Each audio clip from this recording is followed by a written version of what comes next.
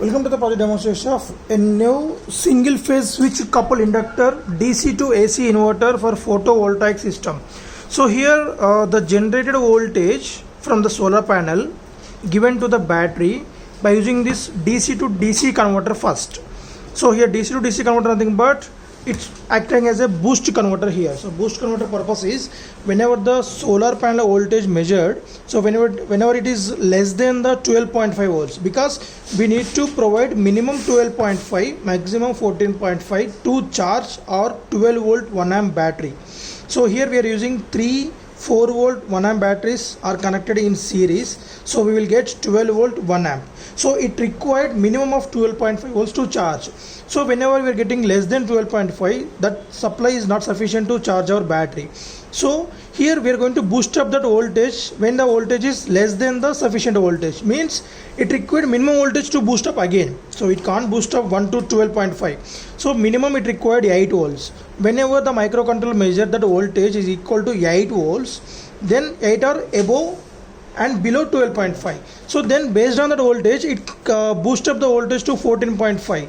When it reaches the 14.5, it stops providing the pulse signal to this MOSFET. So when we switch on this MOSFET, so with the help of this diode, so the voltage only flows from solar panel to this capacitor.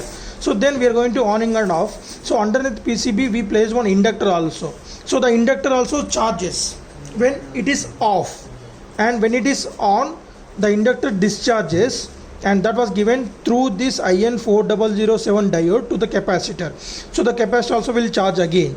So at the same time it will off again. So then when it is off, inductor charges. So the charging and discharging time will be decided by a microcontroller based on the solar panel voltage. So when the solar panel voltage is considered 9 volt, then the system will provide the maximum on time to the MOSFET, so that the inductor on and again off, the less time for the off time, so then it discharges. So V1 plus V2 will be added and it will go into given to the battery again.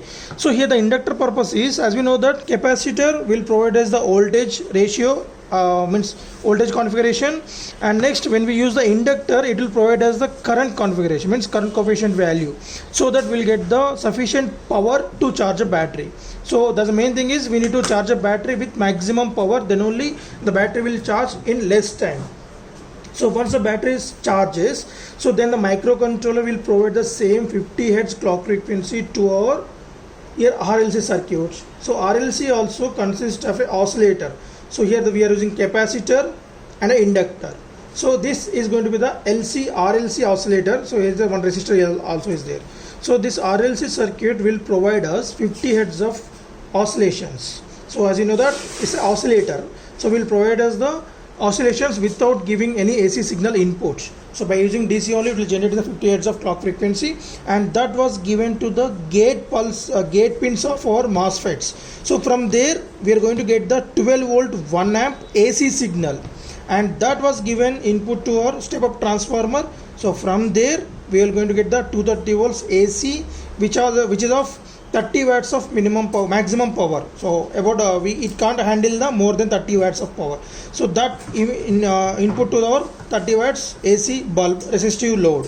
So here not only the solar panel, so whenever the sunlight is not available, then we are going to charge a battery from the transformer.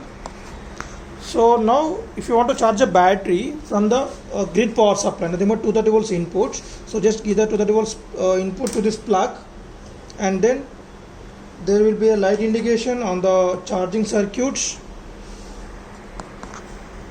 So when we switch on the 230 volts input to the transformer, so which is used to step down the 230 volts AC to 12 volts AC, and on this one we can see 4 diodes. The purpose of the 4 diodes are bridge rectifier.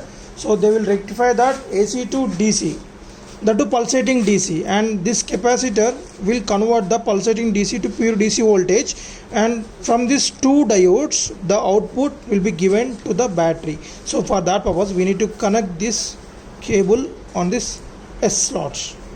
So now the system will charge the battery directly with the help of this DC to DC converter. If you know, no need to on this microcontroller, as already we are getting the sufficient voltage from our charging circuit from the transformer directly to the battery to make it fully charged. So it will be fully charged a duration of at least 8 hours. So till that duration we need to keep this kit on, only this charging circuits. So to make the whole kit on, working one, so connect the S at this S slots and S to the S slot. So these are the two connections, very important. And now we can switch off the charger. So now let us make the whole kit run in only battery. So there will be one on off switch. So here is the on off switch.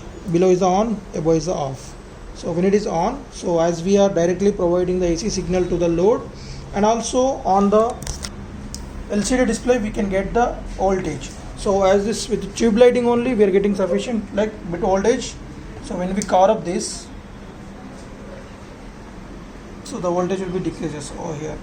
So when we place this under the full sunlight, we'll get maximum of 21 volts. That's the rated voltage. So when we are getting the more than voltage, then it will use it to convert the buck, and it will provide us the sufficient voltage to charge the battery. So here the main purpose of this project is, so when we are getting the less voltage from the source, so less voltage nothing but in the morning timing 6 to 9 o'clock in cloudy season, then the solar panel will provide us the 8 to 10 volts with less current.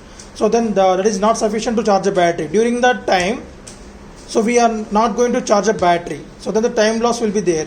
So in order to make it utilization for the time also, then the microcontroller will measure the voltage, and if it is sufficient to boost up, then the system will boost up the voltage. So in that duration also we can charge a battery. So generally for this battery ratings, from the solar panel ratings, so the battery will fully charge in a duration of 8 hours.